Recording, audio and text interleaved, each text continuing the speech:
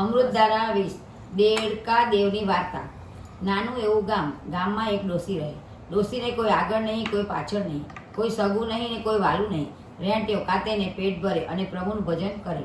એવામાં પવિત્ર પુરુષોત્તમ માસ આવ્યો। ડોસીએ વ્રત લીધું। રોજ નદીએ નાહવા જાય, વાર્તા સાંભળે, દેવ દર્શન કરે ને કથા સાંભળે। બપોરે ઘેર આવે, રાંધીને ખાય ને પાછી કથા સાંભળવા જાય। ઘણીવાર ડોસી વિચાર કરે કે અરે રે ભગવાને મને એક દીકરો દીધો હોત તો ઘરમાં દીકરાની વહુ આવત, વહુ ઘરનું કામ કરત ને હું નિરાતે કથા સાંભળત। ડોસીનો આવો વલોપાત સાંભળીને પુરુષોત્તમ ભગવાને વિચાર કર્યો કે આ ડોસી આખી જિંદગી મારી ભક્તિ કરી છે, માટે મારે એનો ભાવ સુધારવું જોઈએ।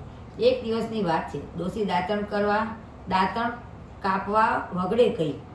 દાંતણ કાપતા કાંટો વાગ્યો, હાથ પર થયો ફોડલો। ડોસી મૂંઝાણી, એક હાથે કામ થાય નહીં, વળી નાહવાનું નિયમ એટલે નદીએ જવું। ઓરડામાં પાણી ભરાય ને પીડા વધતી જાય। ડોસી તો ભગવાનનું નામ લે અને પીડા સહન કરે। એક દિવસ ફોડલો ફૂટ્યો, 5 પરુના બદલે નીકળ્યો દેડકો। ડોસી તો આભી થઈ ગઈ। ત્યાં તો દેડકો ઘરમાં કૂદાકૂદ કરવા લાગ્યો। ડોસી તો હરખાવા લાગી। ઘરમાં કોઈ માણસ ન હોવાથી ડોસી ઘણી મૂંઝાતી હતી, પણ આ દેડકો આવ્યા પછી ડોસીનું એકલાપણું મટ્યું। ડોસી તો દેડકા સાથે સુખ દુઃખની વાતો કરે, એને રમાડે જમાડે। દેડકો ડ્રાઉ ડ્રાઉ કરી માથું હલાવે।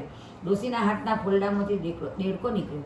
દેડકો તો ડોસી સાથે એવો હળીમળી ગયો કે વાત ન પૂછો। ડોસી જ્યાં જાય ત્યાં દેડકાને ભેળો લઈ જાય, સગા દીકરાની જેમ રાખે। દેડકાને પથારી કરી દે, પારણીએ નાખે, હાલરડા ગાય, ક્યારેક વઢે પણ ખરા ને મળે એને દેડકાની વાત પડે। દીકરો મારો દેડકો નદીએ નાવા જાય, દેવ દર્શન નિત કરે, જે આપું તે ખાય। ગામમાં ડોસી અને દેડકાની વાતો થવા લાગી। બધા એને દેડકાવાળી ડોસી કહેવા લાગી। ઘણા દાંત કાઢે, મસ્કરી પણ કરે। ડોસી કોઈનું ન સાંભળતી, એ ભલીને એનો દેડકો ભલો। આમ કરતા પુરુષોત્તમ માસ પૂર્ણ થયો, પણ દેડકો રોજ પરોઢી નદીએ નાહવા જાય। એ તો પ્રભુ સ્વયં હતા। દેડકાનું ખોડિયું ઉતારીને અસલ સ્વરૂપ ધારણ કરીને સ્નાન કરે, સ્નાન કરીને પાછું દેડકાનું ખોડિયું ધારણ કરે। નદીના સામે કાંઠે રાજાનો મહેલ હતો। એક દિવસની વાત છે। રાજાની કુંવરી વહેલે જાગી ગઈ। ઝરૂખે આવીને જોયું તો એક દિવ્ય પુરુષને નદીમાં સ્નાન કરતો દીઠો। કુંવરી તો ભાન ભૂલી ગઈ। થોડી વારે એ દિવ્ય પુરુષ નદીમાંથી નીકળ્યો અને દેડકાનું ખોડિયું ધારણ કરીને ડ્રાવ ડ્રાવ કરતો બોલ્યો। કુંવરીને સંકલ્પ કર્યો કે પરણું તો આ દિવ્ય પુરુષને જ, બીજા મારે ભાઈ બાપ। પછી તો કુંવરી રોજ પરોઢીએ આવીને ઝરૂખે બેસે અને દિવ્ય પુરુષના દર્શન કરે। એક દિવસ કુંવરીનું માંગવું આવ્યું, પણ કુંવરીએ તો સ્પષ્ટ કહી દીધું કે પરણીશ તો ડોસીના દેડકા સાથે જ, જગતના બીજા પુરુષ મારે મન, ભાઈ બાપ। રાજા રાણી મૂંઝાયા।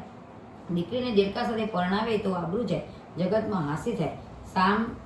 સામ દામ દંડ ભેદ બધું અજમાવ્યું, પણ કુંવરી એકની બે ન થઈ। પરણું તો દેડકાને પરણું, નહીંતર કુંવારી બનું। રાજા રાણી ડોસીને મહેલે બોલાવીને વાત કરી। ડોસી તો ગભરાણી, હાથ જોડીને કરગરવા લાગી કે આવી મસ્કરી ન કરો। ડોસીએ કુંવરીને પણ સમજાવ્યું, પણ લીધી હઠ મૂકે તો એ કુંવરી સાની। આખરે ડોસીએ હા પાડી। ડોસી તો દેડકાનો ગોળ ખાઈને પાછી આવી। દેડકાને ખોળામાં લઈ વહાલથી બધી વાત કરી। વાત ગામમાં ફેરી, લોકો હસવા લાગ્યા। બીજા દિવસે લગ્ન લેવાય। દેડકો અને કુંવરી પરણી ઉતર્યા। રાજા રાણી એમને આશીર્વાદ દીધા। ડોસી વરઘોડિયાને લઈને ઝૂંપડી આવી। રાત પડતા ડોસી સૂઈ ગઈ। પછી કુંવરી દેડકાને કહેવા લાગી, હે દેવ, હું તમારા અસલ સ્વરૂપને જાણું છું। જરૂર તમે કોઈ દેવ છો, તમે કોણ છો એ મને કહો।